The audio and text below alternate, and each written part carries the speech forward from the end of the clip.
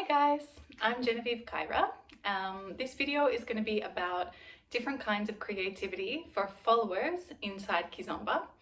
And when I say Kizomba, I mean the whole umbrella. So urban, fusion, tarasho, Kizomba, Semba.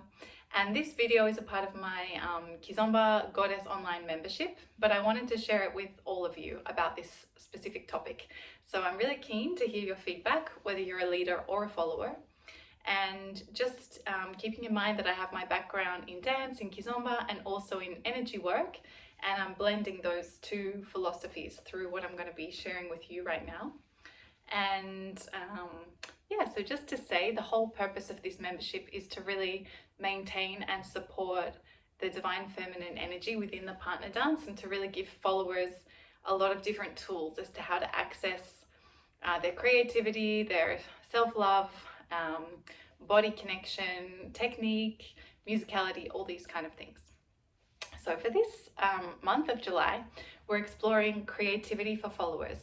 So I've come up with 5 different kinds of creativity that we as followers can express in the dance, and I've made them into different categories. So I want to share with you now, and maybe you're going to really identify a little bit more with one of the categories, or maybe you want to try to explore one that you haven't tried yet. So the first one, and one that I personally, and at this current moment is my favorite, I call it union creativity. So union creativity, just to speak about creative energy for a moment. So creative energy is typically an energy of the divine feminine. And inside the Kizomba dance, you have your leader and your follower, and both express their creativity in a slightly different way, with a slightly different flavor. So your creativity as a leader is still quite masculine orientated, because it's coming from the part of the brain that is creating containment. It's coming from the part of the brain that is organizational. So this is still sitting on the masculine line, even though this is your creative energy. In the role of the follower in Kizomba, you can explore a little bit more your abstract creativity, because you're in your receptive role, okay? So when you're experiencing what I call union creativity, it means the point of me as a follower dancing with my partner is to create union with my partner. So I'm using my creative energy, which is the part of me that is open to understand what my partner is telling me, what the music is telling me. I'm using my creativity to create synergy and harmony and union with my partner. So I'm trying to meet them. So this means that when I'm following, I'm being really receptive, really open to what they're showing me, what they're telling me with their body, and I'm trying to meet them in the middle. So in this case, I'm not using my creativity to be like, look how amazing my arm styling is. And I'm not using it to show every tiny little micro movement that I can do in my body. And I'm not even really doing it to show the leader what I hear in the music.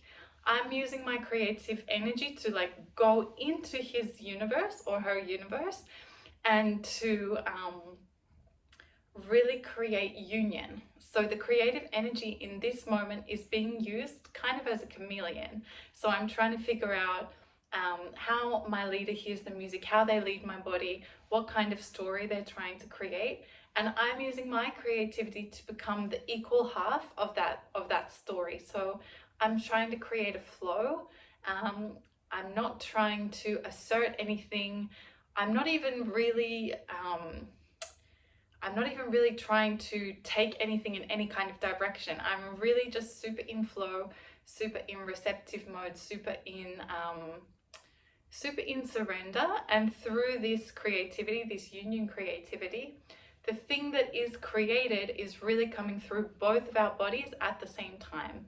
So these are the kind of dances that you can have where you feel like, you just kind of become one person, where you hear the music in the same way, where you have the same idea at the same time, where there's just this like super, super, super harmonious flow.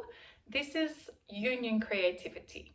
So if you're a follower and you're wanting to experience more of this kind of dance, this means you really need to drop back. So it means you need to drop back into your receptivity. You need to allow your leader to lead you. And you need to use your skills and your time and your technique and your body awareness and your musicality to listen to your leader, and you need to let them lead you, and you need to be open and receptive and engaging with the story that they're creating. You need to allow them to take you into their story. So this is union creativity. The next kind of creativity I want to speak about is reactive creativity.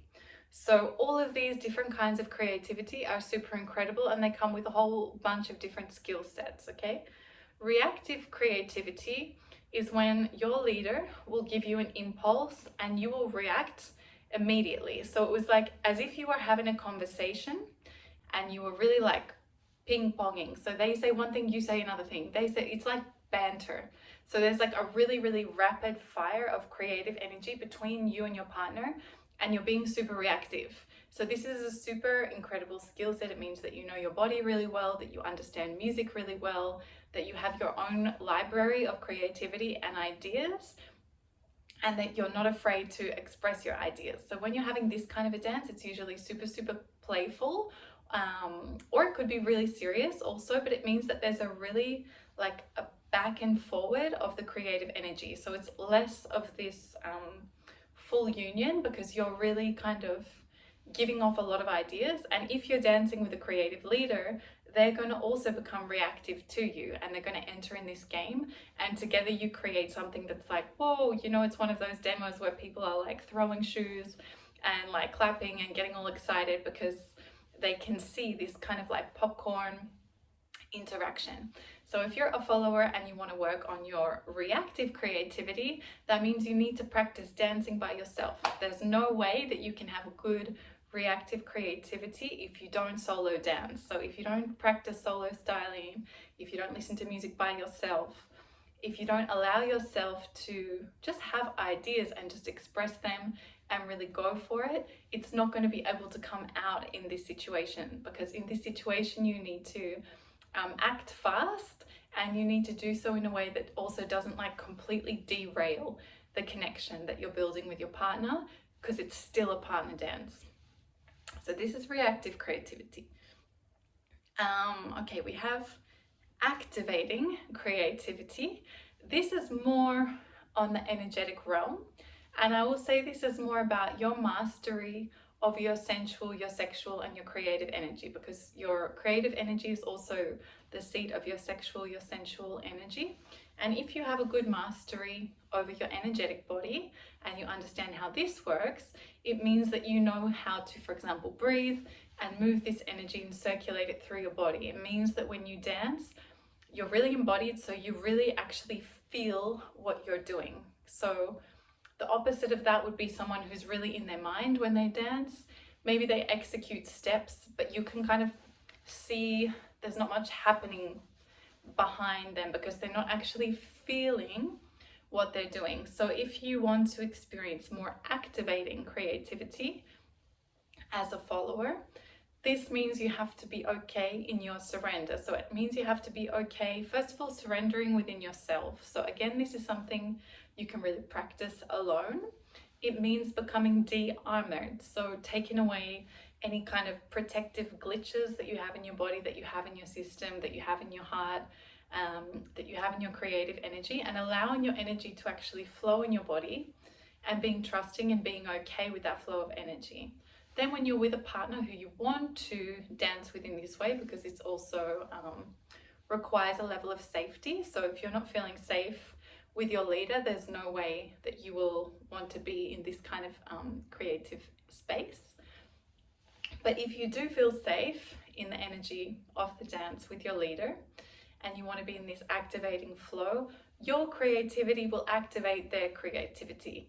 So you being in your flow and being in surrender and being embodied and feeling your body and feeling the music, this will naturally, without you needing to do anything, so you don't need to do any styling, you don't need to do anything extra, by just being in this state, you naturally influence your leader to become more creative, because they can trust you, because they can feel that you feel what's going on.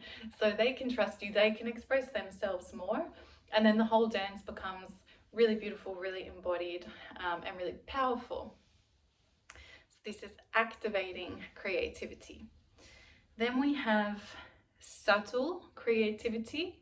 So subtle creativity is exactly that, what it sounds like. This is for you as a follower.